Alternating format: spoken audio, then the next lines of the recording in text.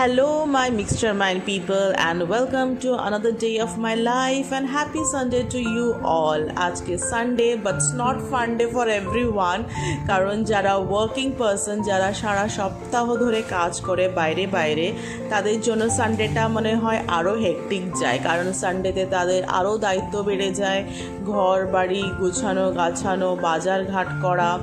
যারা পুরুষ মানুষ আছে তারা সানডেতে পুরো সপ্তাহর বাজার করে, আর যারা মহিলারা আছে তারা হচ্ছে বাড়ির সব অন্যান্য কাজগুলো যারা জমিয়ে রাখে যেটা সানডেতে করবে বলে। আমরা যারা 90s-এর কিডস তারা সানডেটা যে কী সুন্দর যে এনজয় করতাম, এখনকার বাচ্চারা সেগুলো একদম এনজয় করতে পারে না। সানডেটা আমাদের পুরোপুরি ছুটি থাকতো, পড়া স্কুল কোনো কিছুই সেরকম থাকতো না।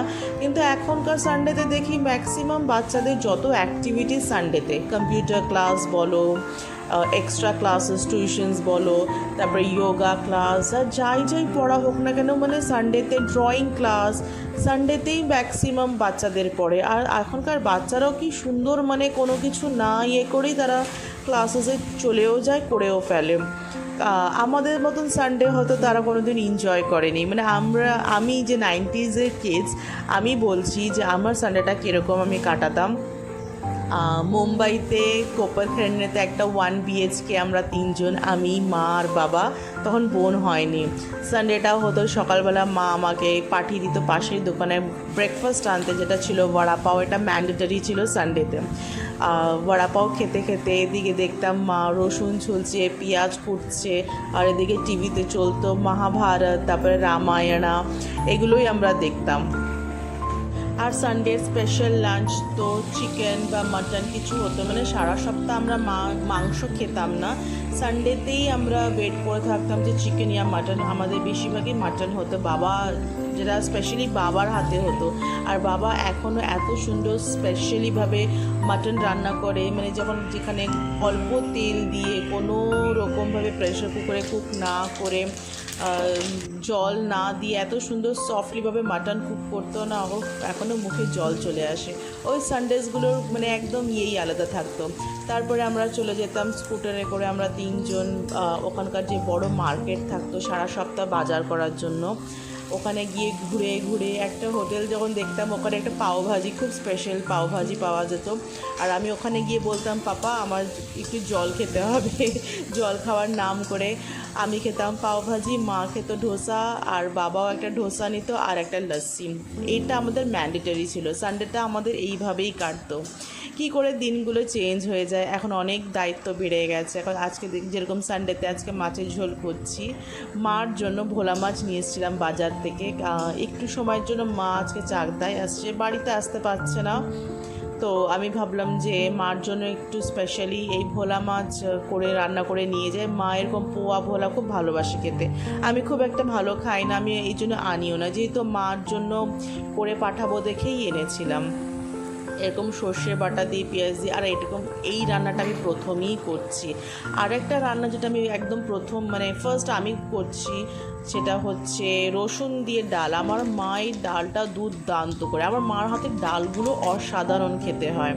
রসুন ডালের মধ্যে একটু সর্ষে ফোড়ন দিয়ে, কাঁচা শুকনো লঙ্কা, রসুন দিয়ে, কারি পাতা দিয়ে এই ডালটা করা হয়।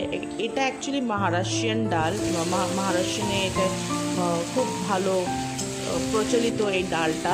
এটার সাথে মাছ ভাজা খুব ভালো লাগে। আর এই আমার টমেটোর ডাল একটা না 2-3টে সিটি দিয়ে আমি রেখেছিলাম। সুন্দর করে এরকম ডাল দিয়ে গরম গরম ভাতে আর গরম গরম মাছ ভাজা। আর মাছ ভাজা হতে হবে হয়তো লোটে মাছ ভাজা, না হলে শাটিং মাছ, যেটাকে মারাঠিতে বাংলা মাছও বলতাম আমরা। মশালা লাগিয়ে এটা খেতে দারুণ লাগে। আমি এই ডালটাও অতটা টেস্টি বানাতে পারিনি, একটু জাল হতো যখন আমি খেয়েছি, তখন বুঝতে পারছি এটা একটু জাল হতো, তো টেস্টি হয়নি। যাক, মা যবে আসবে আবার এইরকম একটা টেস্টি ডাল বানাবো। একটু গরম গরম ভাত হবে আর এরকম ডাল। মাছটা আমি স্পেশালি মার জন্যই করেছিলাম, আমি তো খুব একটা ভালো খাই না। আমি এটার সাথে একটু আলু ভাজা করে দুপুরে এই ডালটাই খেয়েছিলাম। তারপরে মার জন্য মাছটা প্যাক করে নিয়ে চলে গেছিলাম চাকদাতে দেখা করতে।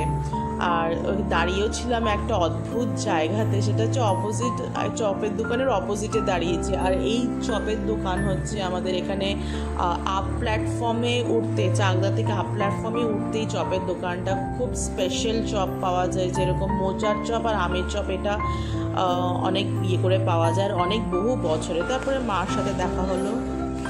Hello mommy. Hello, hi. আজকে চাকদা এসেছিলাম কিছুক্ষণের জন্যই এসেছিলাম।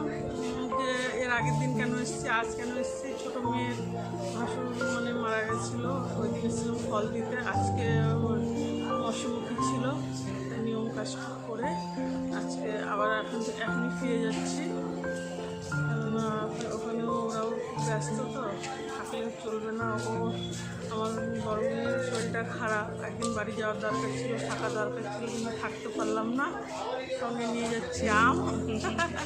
ওই দিনও নিয়ে গেছে, ওরা খুব ভালো লেগেছে দেখে, আবার আজকেও আম নিয়ে যাচ্ছি। তোমরা সবাই ভালো থেকো, কেমন আছো? আমার চলছে। মাকে ড্রপ করে দিয়েছি স্টেশনের, আসার সময় ডোসা কিনে নিয়ে এসেছিলাম। চাকদাই প্রথম একটু ইয়ামি ডোসা বানিয়েছে।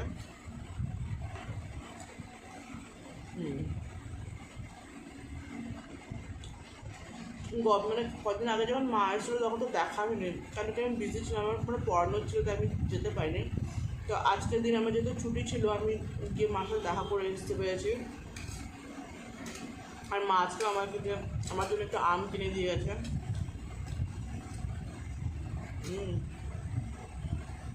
I love south Indian food, আমার ভালো লাগে। কিছুদিন ধরে ডেইলি ব্লগস আসছে না, আমি জানি অনেক এক্সপেকটেশন আছে আমার উপরে, বাট টাইম আমাকে সাপোর্ট করছে না। আমি চেষ্টা করছি ডেইলি ব্লগস দেওয়ার, বাট হয়ে উঠছে না। তো আপনারা কিছু আমাকে সাজেস্ট করুন, কিছু কন্টেন্ট আইডিয়াস দিন, আমি যে কোন কন্টেন্টের উপর আমি ভিডিও বানাতে পারি যেটা আপনাদের দেখতে ভালো লাগবে, yet it has to be entertaining না হলে কেন কেউ ব্লগ দেখবে, তাই না? তো কিছু আইডিয়া সাজেস্ট করুন আমাকে, আমার ভিডিওটাকে যেভাবে ভালোবাসছেন সেভাবে ভালোবাসতে থাকবেন। এতক্ষণ যে ভিডিওটা দেখেছেন, আপনারা ফুল ভিডিওটা দেখেছেন, তার জন্য thank you very much. Keep loving me and keep watching my videos. Thank you very much. Good night.